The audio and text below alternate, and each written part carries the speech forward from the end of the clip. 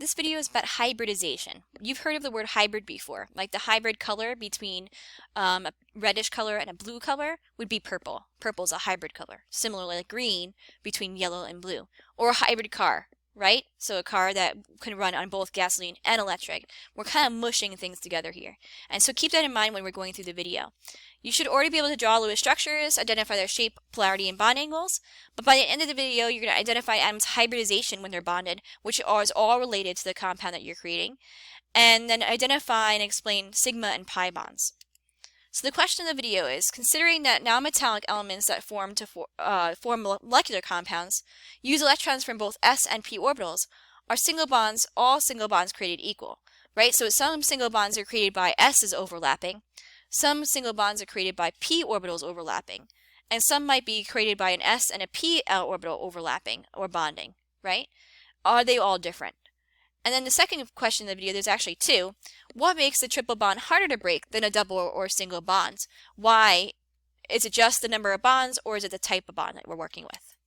So first we're going to start by drawing out methane. Methane is CH4, it has 4 bonds. And we got to think about where those bonds are coming from. The electrons from the hydrogen is 1s orbital, and carbon has 2s2 and 2p2 are bonding. Is there a difference if hydrogen's electrons bonds with the 2s or the 2p? So in other words, this carbon has 2 s electrons, and these might be the p placements. Is there a difference between the 2 s's overlapping and the s with a p, the s from the hydrogen and a p with carbon? Are those different bonds and different bond lengths and different bond strengths? The answer is no. And that's not actually what happens. Instead of imagining the spherical carbon orbital mixing with a spherical hydrogen orbital, and then a lobe p of carbon mixing with a spherical hydrogen s electron, we're going to actually mush or hybridize all of the carbon's electrons so that they're all not actually spheres, not actually lobes, but somewhere in between. So again, carbon's valence shell is 2s2, 2p2. This is the s, it's a sphere, and these are the 3 types of p that the electrons could be in, the x, the y, and the z plane. What we're going to do is we're going to hybridize or mush the red and the blue together. Remember where red and blue becomes purple, so this is actually really well thought out in the picture. I like that. So it looks like the s kind of inhabited one of the p orbitals. And that makes all the orbitals really the same. There's an orbital where there's a big mound on the z plane and a little mound on the other side. There's one on the y plane, there's one on the x plane, and there's one away from you, right? So there was one towards you with the little baby part of the p at you, and there's one where the little baby part of the p is away from you. Because of that, instead of considering their energies to be 2s being lower energy and 2b being higher energy, we're actually hybridizing the energy as well. So now there's just 1s and 3 p's making sp3, right? Smushing them together, literally the s's and the p's, to make something called sp3. They have more energy than s orbitals, but a little less than p orbitals because it's a kind of an average between the two molecules.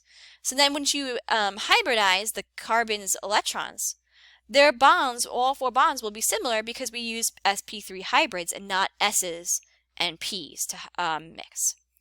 So getting into the types of bonds we can create. There are single bonds and there are multiple bonds. Single bonds are created when hybridized orbitals, referred to as sigma bonds, they are overlapping. And these bonds are the strongest bonds, right? So if an s orbital is overlapping with another s orbital, or sp3 is overlapping with an sp3, I should say, then these are going to be sigma bonds because there's a perfect overlap. With multiple bonds, they're created when the hybrid orbitals are in the pi bond state. You actually can see the pi symbol. And they occur because the double or triple bonds are actually not overlapping. They're just really close to one another and parallel around each other. And you'll see in the picture. So in carbon dioxide, everything's kind of hybridizing. The oxygen, you can see the green is a hybrid color. The carbon has 2 regular P and then a hybrid P, sp. And the green has some hybrids. And if they overlap the hybrid orbitals, then that creates a sigma bond. The sigma bond is strong because electrons can inhabit either side, the oxygen side, which it will probably inhabit more of the time, or the carbon side. But the pi bond is created, or the double bond in CO2, is created because the unhybrid orbitals, or maybe some of the hybrid orbitals, can only see each other above and below the bond area, right? The bond area is going straight across my screen here. So the pi bond happens because they're attracted to each other and the electrons can maybe jump between, but they're not actually overlapping. That makes them a little weaker. So let's talk about this hybridization in ethene. Ethene is C2H4. The carbons in ethene have 3 effective pairs, 2 in between the carbons, and 1 to each hydrogen. That means 3 similar bonds have to be formed, the double bond and the single bond. Will it sp3 hybridize if it only needs 3 pairs? No. Each carbon will now only combine their 2s electrons with only 2 of the p orbitals to make sp2 hybridization. And whenever 3 single bonds are needed, sp2 hybridizes. So instead, what it will do is it will combine the 2s electrons with only 2 of the 2 p's, sp2. And they're going to leave 1 p at its high energy. And these are what's going to be doing the bonding. This is going to be like your lone pair. So in ethene, which we said was a double bond between the carbons, the green is the hybrid bonds, right? We hybridize sp2, so there's a one here, one here, one here, and that overlap creates a sigma bond. So the sigma bond, maybe there's a lower bond, and then the pi bond occurs because the other ones are on the same plane, right? These blue ones are in the same plane as each other, but they're not overlapping, and that might be the double bond. That double bond part is weaker. It will be the first one to break if I start breaking bonds. All right, I break the p bonds and then the sigma bonds. So if we draw CO2, as we saw before, how many effective pairs does it have? It has a double bond on either side of the carbon. So it only has 2 similar bonds. In that case, I only need to have 2 letters. The hybridization would be sp, just one s and one p, because it needs 2 effective pairs needing 2 similar bonds. So how many effective pairs does each oxygen have? And what's each oxygen's hybridization?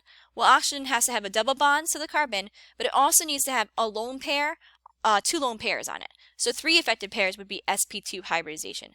So again, we're kind of mixing up some of the stuff. The carbon will take a 2s and a p and make sp, but they'll leave the other 2 p's alone because they're not going to be used. Oxygen will similarly hybridize.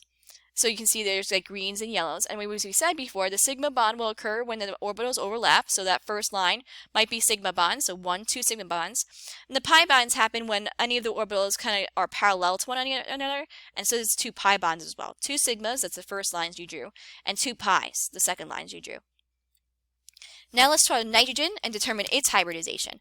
When you look at nitrogen, nitrogen is a triple bonded structure, N triple bond N. And so what that means is it only needs 1 bonding thing, the triple bond. It only needs 1 hybrid then, S to P. So it's called sp hybrid, and it will have a sigma bond when the x-axis overlaps. It will have a pi bond when the y-axis overlaps, just sees each other, right?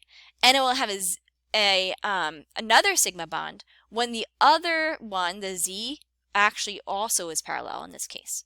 So that will get 2 pi bonds and a sigma bond and a triple bond, right? And it will be sp hybrid.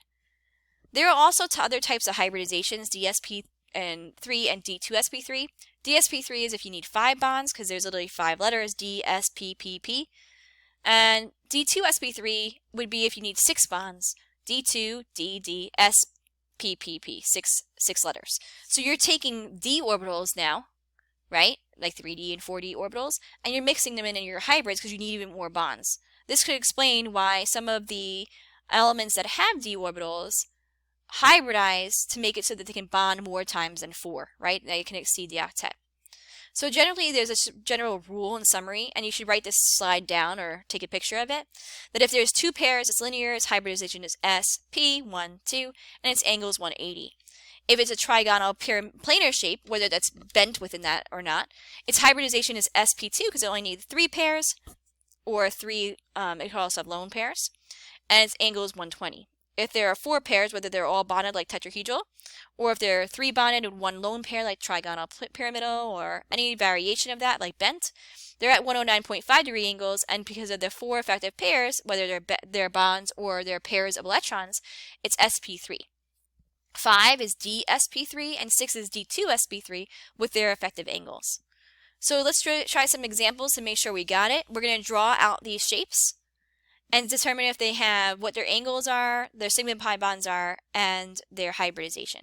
For XeF4, it's square planar. There's 4 bonds to the fluorines, which accounts for 4 of the xenon's valence electrons. There should also be 2 electrons on the top and the bottom of xenon. So here's a model of it, And now that we know how many electron pairs are on the xenon is going to have 4 bonds and 2 pairs. That's 6 electron domains. That's why I use a hybrid that has 6 letters, right, or 6 orbitals. The angle will be 90 because square planar always has 90, and there are 4 sigma bonds because there are 4 single bonds. And XEF2, went with XEF2 with linear because there's a bond to one fluorine and a bond to the other, but the xenon also has lone pairs around it. You need to know about those lone pairs because you're adding them up.